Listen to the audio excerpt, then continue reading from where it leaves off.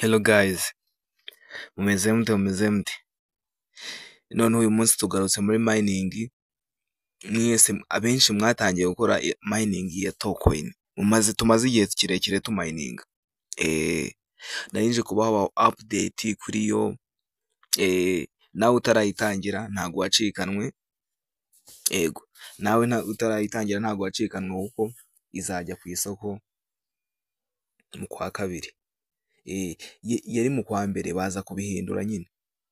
Sorry nakwe yari mu kwa 11, ariko nyine bitewe n'ibyangombwa baburaga baza kubyimura babyigiza inyuma. Wowe utarayitangira ikintu uri bukore ni ukuza hano kuri Play Store mwese murayizi, ushaka application bita Tokoin.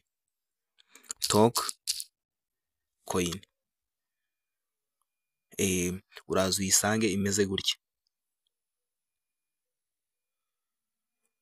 gutya, nurangiza uhita ugenda ufunguremo account. Gufungura account mwese mubizi cyane. Nurangiza ufunguramo account, referral code ngiyo kwa kuri screen ndanayibasigira muri comment. Yego. Nurangiza ugende winjire utangire umining. Iyi mining update mbazaniye nuko twari dufite gukora KYC ku itariki ya mbere z'ukwa 10, 2025. Ariko izo tariki zigera hari ibyangombwa batarabona. Murabizi ibintu nk'ibi bya cryptocurrency bisaba ibintu by'ibyangombwa byinshi n'ibindi bintu byinshi baba bagomba kuzuza kugira ngo iryo faranga ryabo ryo kuri internet ribe rifite umutekano. Yego. Niyo mpamvu byatinze. Yego.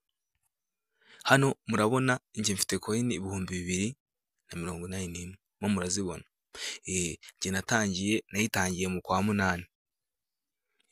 Nawe kano kanyu bitangiye rwose ndakeka wagera mu kwa mbere zo waramaze kuzigira hafi yo kuzinenga. Yego. Rero nawe icyo usabwa ni ukuza ugatangira mining, ukayikora buri munsi, ntusibe amabonus yose ukajya usa ukagira ukayakorera. Amabonus dora bari hano yose ukayactivatinga, ubundi warangiza tugategereza umushinga.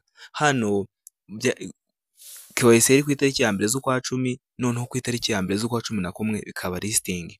Ubwo yaba umushinga utarahindutse akantu, ejo ku itariki ya mbere z'ukwa 11 twari kuba tugiye kurya amafaranga yacu.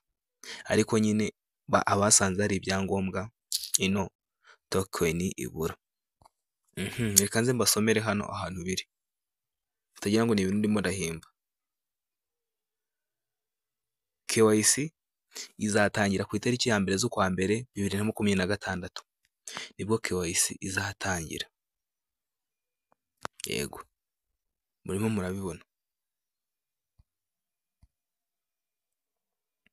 Noneho ku itariki ya mbere z'ukwa kabiri nibwo bavuze ko nibwo listing izahita itangira.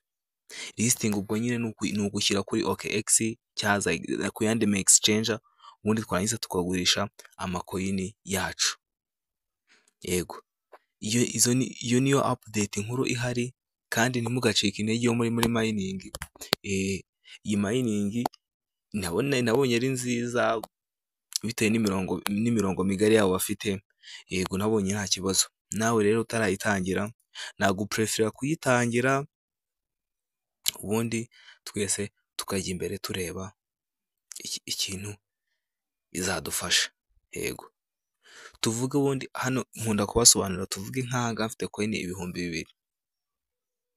Niyo yasohokera ku idolari rimwe, ubwo ni amadolari 2081. Izo ni miliyoni 3.